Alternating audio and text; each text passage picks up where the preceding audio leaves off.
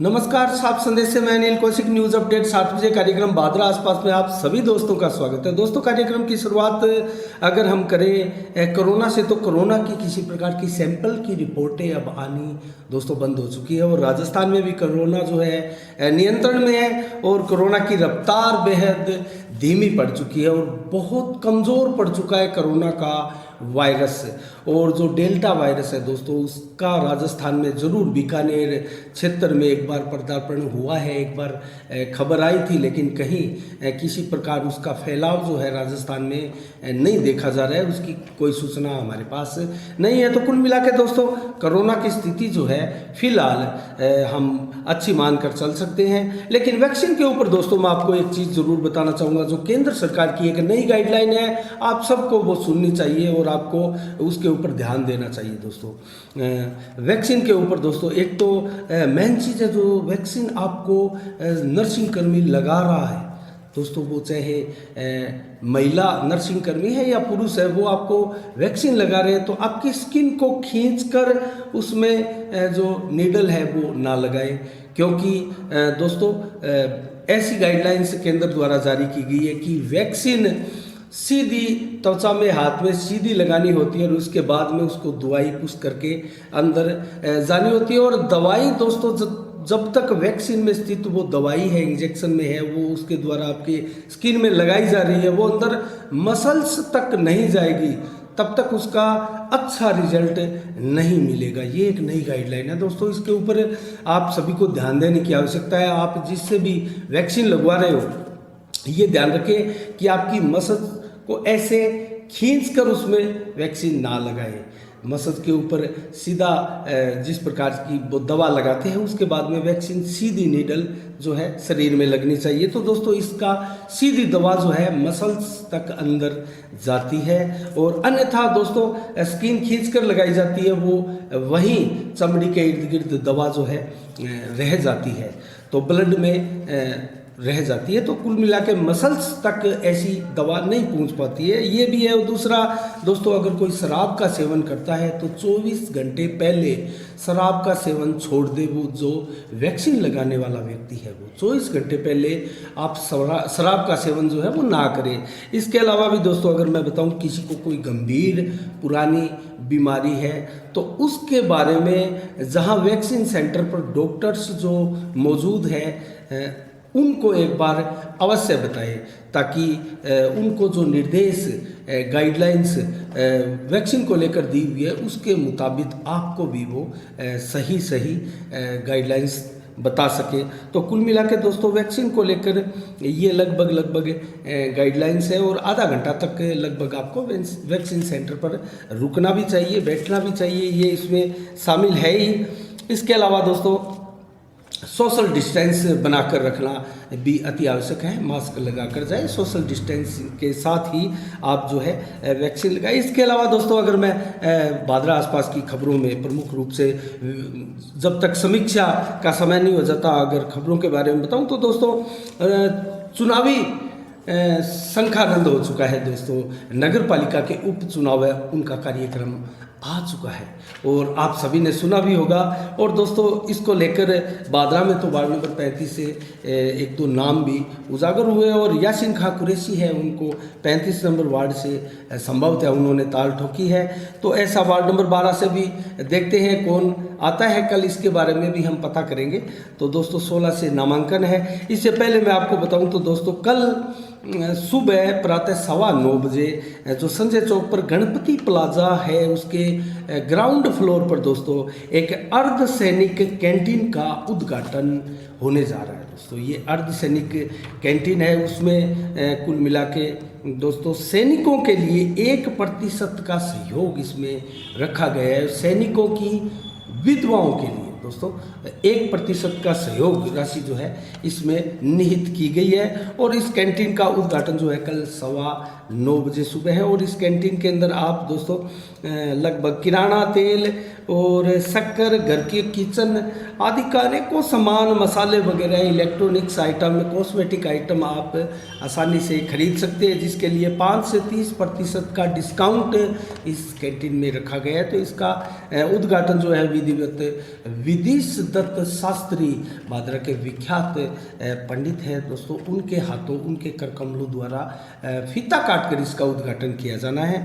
तो इसके अलावा दोस्तों आज अगर मैं खास तौर से चर्चा करूं तो समीक्षा में आज छोटी छोटी समीक्षा करेंगे दो दोस्तों। एक प्रथम जो समीक्षा है वो भादरा में जिस प्रकार से कल एक महाविद्यालय का शिलान्यास किया गया विधायक बलवान पूनिया के द्वारा, उसको लेकर हम जरूर छोटी सी समीक्षा करेंगे दोस्तों।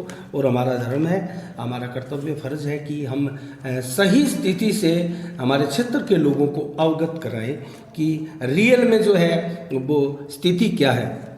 तो कुल मिला के सोशल मीडिया पर क्षेत्र में भाजपा कार्यकर्ताओं की तरफ से दोस्तों एक चर्चा की जा रही थी कि इसका शिलान्यास पहले पूर्व भाजपा के विधायक संजीव बेनीवाल ने किया था दोस्तों। इसके बारे में हम बताएं, कल 5 जुलाई को और स्थानीय विधायक कॉमरेड बलवान पूनिया ने दोस्तों राजकीय महाविद्यालय की भवन निर्माण की प्रक्रियाओं के पूर्व दोस्तों शिलान्यास किया गया।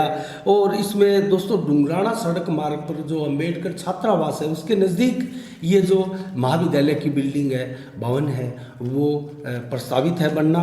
तो दोस्तों वहाँ इसके लिए बलवान पूनिया ने अपने संबोधन में भी बताया था कि 20 वर्षों से उनके द्वारा इसके लिए संघर्ष भी किया जा रहा है और 96 लाख रुपए का दोस्तों इसके लिए लागत राशि भी है वो स्वीकृत की गई है।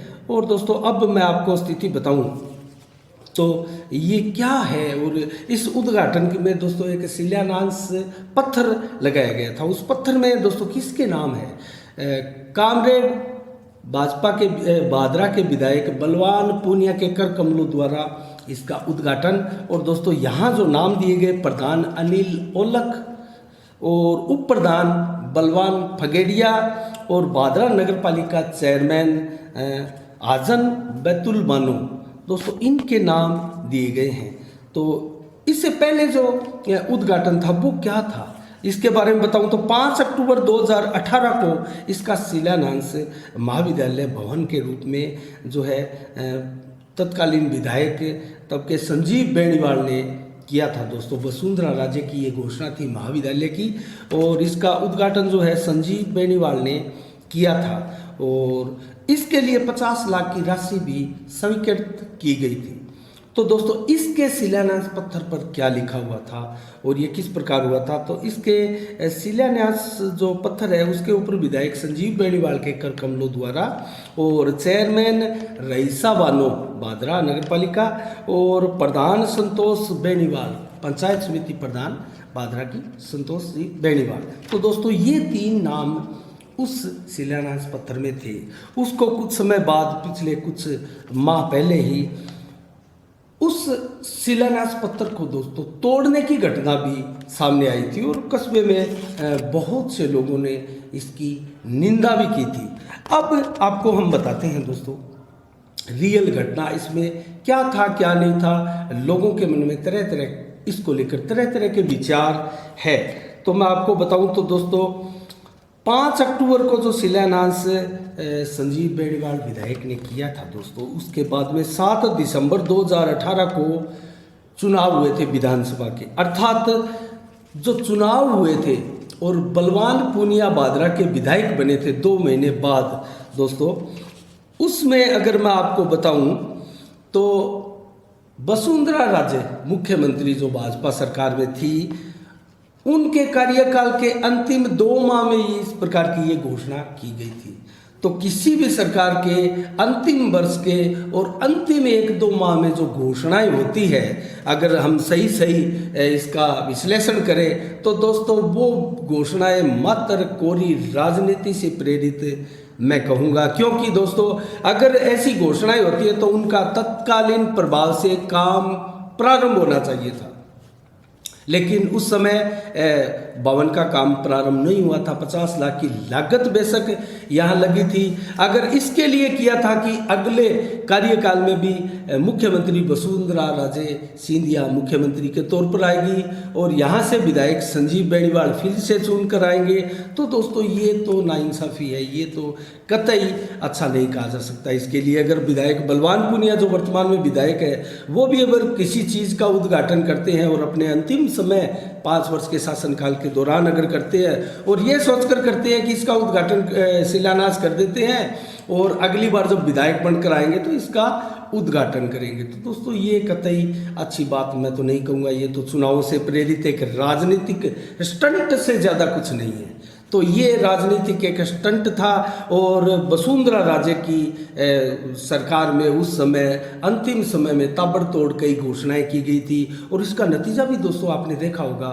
यहाँ अशोक गहलोत ने वसुंधरा राजे को कहीं ना कहीं राजस्थान में मात दी थी। उससे पहले का आप याद कीजिए जब अशोक गहलोत मुख्यमंत्री थे और वसुंधरा राजे पूरे राजस्थान में छाई हुई थी और दोस्तों उस समय अशोक गहलोत मुख्यमंत्री द्वारा भी अंतिम 2-3 महीने में ताबड़तोड़ सैकड़ों की संख्या में घोषणाएं की गई थी। आप याद करिए उस समय को। और उसके बाद में जनता ये सब चीज़ें समझती है दोस्तों, और जनता ने मुख्यमंत्री अशोक गहलोत को चारों खाने चित्त किया था दोस्तों।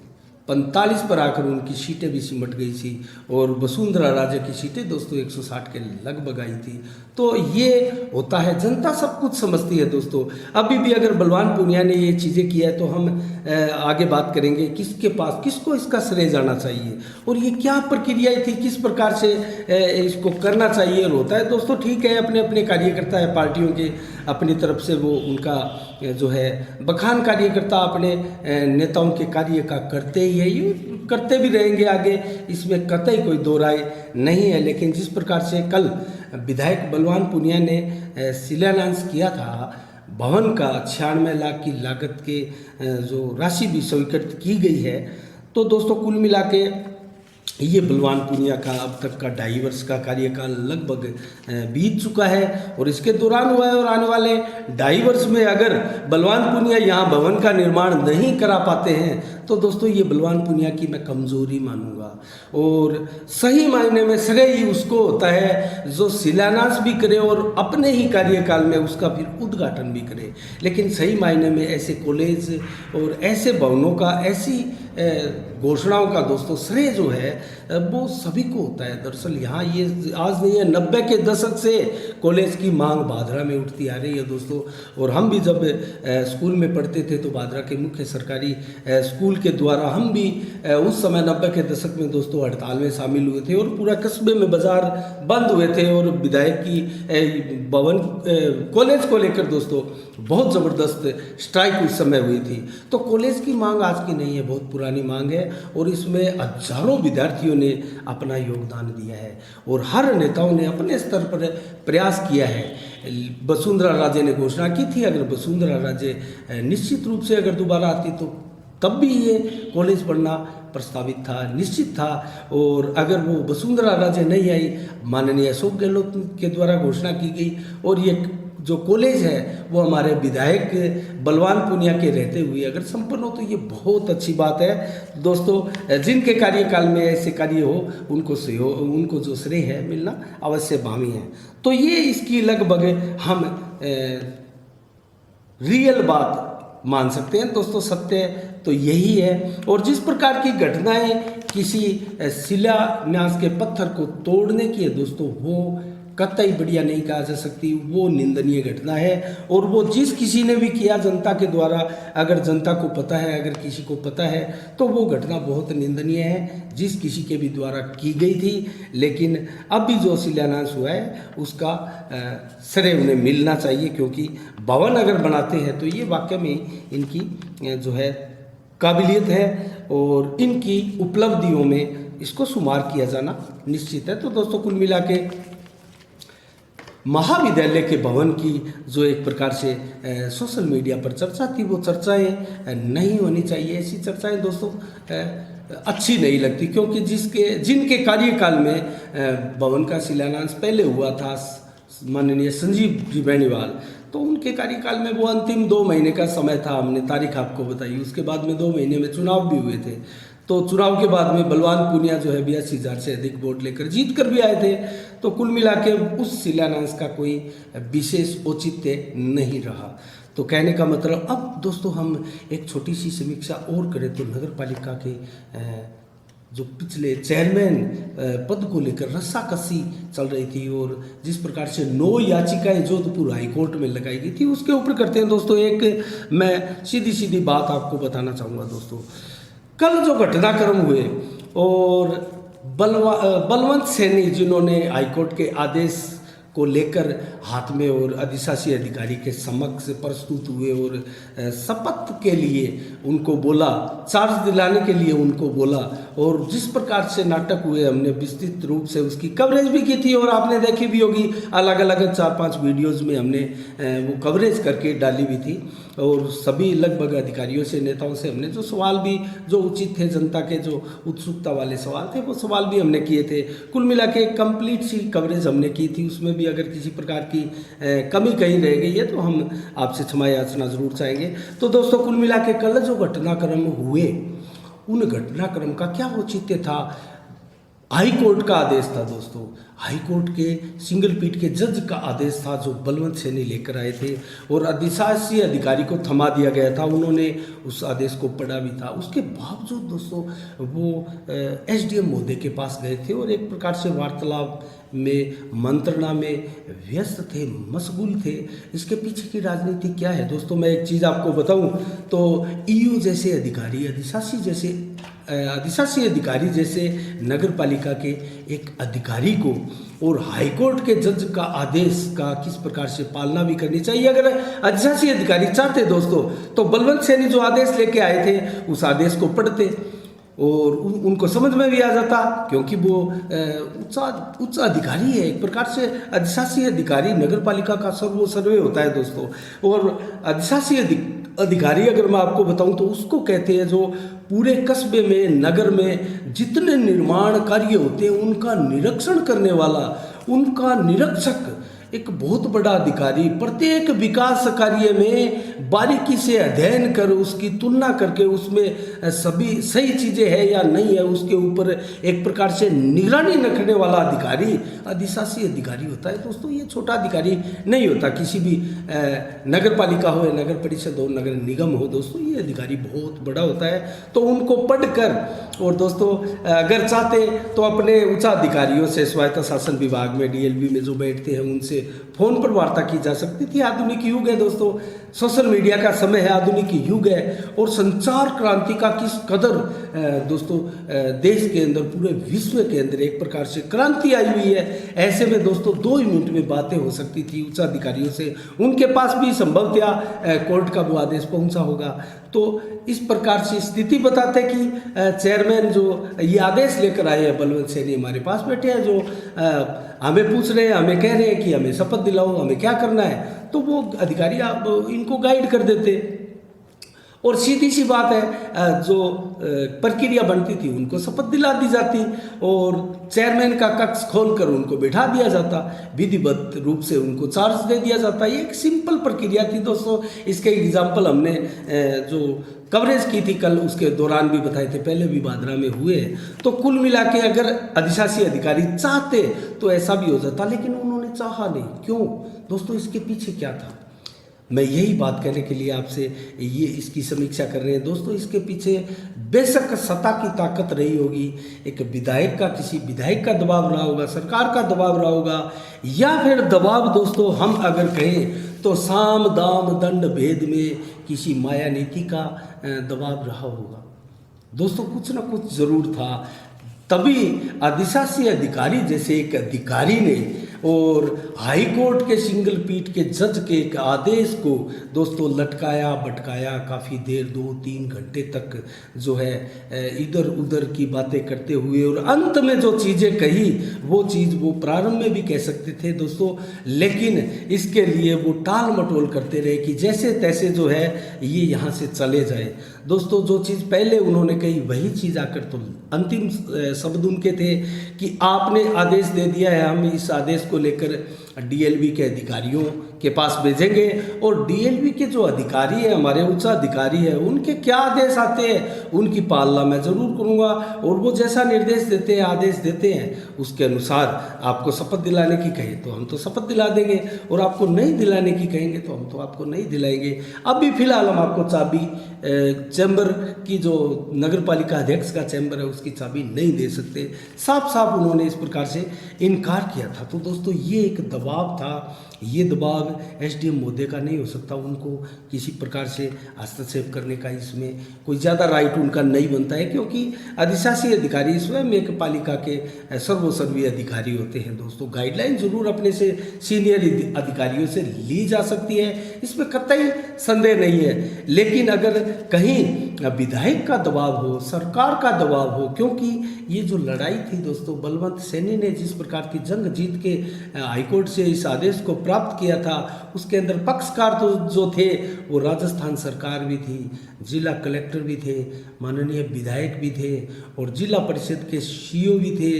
तो दोस्तों इस प्रकार से जो पक्षकार थे वो एक प्रकार से सभी इसमें जो है प्रयास करेंगे और निश्चित रूप से ये प्रयास किसका है, क्या है, आपको समझ आ गया होगा। तो ये हम ज़रूर कहना चाहते हैं। अब दोस्तों मैं आपको बताता हूँ, कल एक प्रकार से ये भी रीज़न हो सकता है दोस्तों, जिस प्रकार से जो महाविद्यालय का उद्घाटन हुआ था और वहाँ एक पत्थर के ऊपर एक नाम था हाजन बैतुल बानो का चेयरमैन के रूप में नगर पालिका। तो दोस्तों कल ही पद ग्रहण करना था बलवंत सैनी को, तो इसके लिए भी संभवतः हो सकता है कि इसके लिए भी लटकाया भटकाया जा रहा हो। और एक चीज और है दोस्तों, आपने देखा होगा कल ही घोषणा हुई है, कल ही उपचुनाव को लेकर अधिसूचनाएं जारी की गई है, एक आदेश जारी हुआ है, तो संभवतः इसको लेकर भी लटकाया भटकाया गया होगा बलवंत सैनी को कि चार्ज ना दे और कुल मिला के कल जो आचार संहिता लगने वाली है वे स्वतः ही पावरलेस हो जाएंगे। लेकिन दोस्तों बलवंत सैनी ने स्वयं चार्ज लिया है और अभी वर्तमान में अगर हम मानकर चले तो नगर पालिका बादरा के कार्यकारी चेयरमैन जो है बलवंत सैनी है। और एक तरफ से अभी हमारे पास इस प्रकार की सूचनाएं नहीं है कि आजन बैतुल बानो को किसी प्रकार से यहाँ हटाया गया है या उनके विरुद्ध भी कोई आदेश स्पष्ट रूप से आया हो, ऐसा भी कहीं देखने को नहीं मिला। लेकिन डीएलवी से जो कोई आदेश आना था वो अभी तक हमारे सामने इसकी कोई सूचना नहीं है। लेकिन एक चीज़ मैं आपको ज़रूर बताना चाहूँगा कि इस मामले को लेकर डबल बेंच में जाया जा चुका है और डबल बेंच में इसकी सुनवाई दोस्तों संभवतः बलवंत सैनी के आदेश पर रोक का या फिर इसके अलावा दोस्तों कंटेप्ट की कार्रवाई का भी कहीं ना कहीं कोई आदेश आज कल में निकलने वाला है। इसको लेकर जोधपुर हाईकोर्ट में दोनों ही पक्ष अपनी अपनी ताकत वकीलों के माध्यम से उपस्थित वहाँ दर्ज करवा चुके हैं। तो दोस्तों कुल मिला के ये है स्थिति। अब हम आपको दोस्तों बताते हैं चुनावी कार्यक्रम के बारे में। जो चुनावी कार्यक्रम कल घोषित किया गया है दोस्तों, तो कल एक प्रकार से जो चुनावी कार्यक्रम घोषित किया गया है 12 जुलाई को इसकी लोक सूचना जारी होगी दोस्तों, विधिवत रूप से 12 जुलाई को इसकी लोक सूचना जारी होगी। और जो कार्यक्रम है दोस्तों मैं आपको बताऊं तो नौर और बादरा के दो वार्ड है, इसमें दोस्तों कुल मिला के 9 जिलों के 18 वार्ड है, 9 जिलों के 18 वार्डों के चुनाव कल के आदेश में सरकार के होने हैं। और उन 9 जिलों में अगर मैं बताऊं तो अजमेर के 2 वार्ड है, भरतपुर के 2 है, चूरू के 3 है, हनुमानगढ़ के सर्वाधिक 4 वार्ड हैं, नौर और बादरा 2 शहरों के। और दोस्तों इसके अलावा झालावाड़ के 2 है, झुंझुनू के 2 है, पाली के 2 है, नागौर और प्रतापगढ़ के 1-1 वार्ड इसमें शामिल है। और 15 जून तक जो पद रिक्त हुए हैं उनको लेकर ही चुनाव हो रहे हैं दोस्तों। 15 जून तक जो पद रिक्त हुए हैं उनके लिए ये उपचुनाव है। और इसके बारे में अगर मैं आपको बताऊं तो दोस्तों बादरा और नौर के 2 वार्ड है, नौर के 37 नंबर और 36 नंबर वार्ड है, जबकि बादरा के 12 नंबर और 35 नंबर वार्ड है। और चूरू जिले में दोस्तों 3 कस्बे हैं, रतन नगर नगर पालिका में वार्ड नंबर 6 का चुनाव है जहां अध्यक्ष का चुनाव भी है, और बादरा में भी साथ में अध्यक्ष का चुनाव है दोस्तों। इन 9 जिलों में मात्र 2 ही जगह अध्यक्ष का चुनाव है, बादरा और रतन नगर चूरू में। और इसके अलावा सुजानगढ़ में भी वार्ड नंबर 50 में चुनाव होने हैं, जबकि छापर में भी वार्ड नंबर 24 में चुनाव होने हैं। तो इसको लेकर अब मैं अगर आपको कार्यक्रम बताऊं तो दोस्तों 16 जुलाई को नामांकन प्रक्रिया प्रारंभ हो चुकी है और 10 बजे से 3 बजे 10:30 बजे से 3 बजे तक नामांकन की प्रक्रिया प्रारंभ रहेगी। और 17 जुलाई को दोस्तों नामांकन की जांच होगी, 17 जुलाई को। इसके अलावा 19 जुलाई को नामांकन वापस लेने की अंतिम तारीख होगी 3 बजे तक।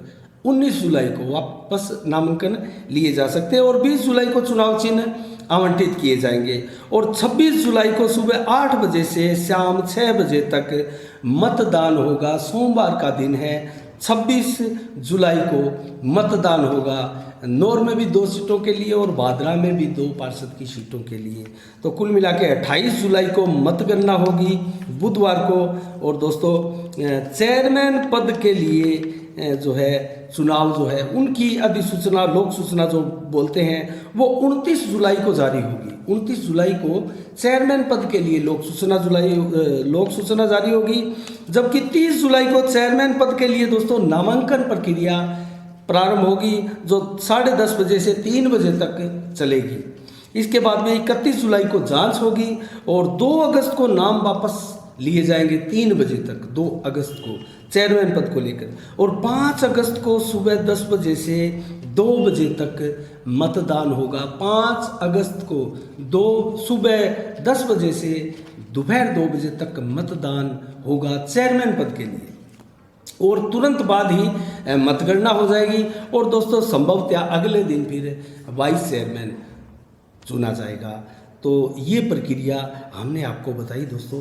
तो ये है चुनावी कार्यक्रम जो कल सरकार द्वारा जारी किए गए हैं। और भादरा में दोस्तों इसको लेकर दोनों ही नगर पालिकाओं में चहल पहल, दोनों ही वार्डों में चहल पहल प्रारंभ हो चुकी है और नाम भी सामने आ चुके हैं। यासिन खां कुरैशी जो है वार्ड नंबर 35 से दावेदारी ठोक रहे हैं। वार्ड नंबर 12 से कौन कौन दावेदार है हम आपको इसके बारे में संभवतः कल या परसों जानकारी देंगे और पूरी विस्तृत रूप से आपको खबरें इन दोनों वार्डों की बताएंगे।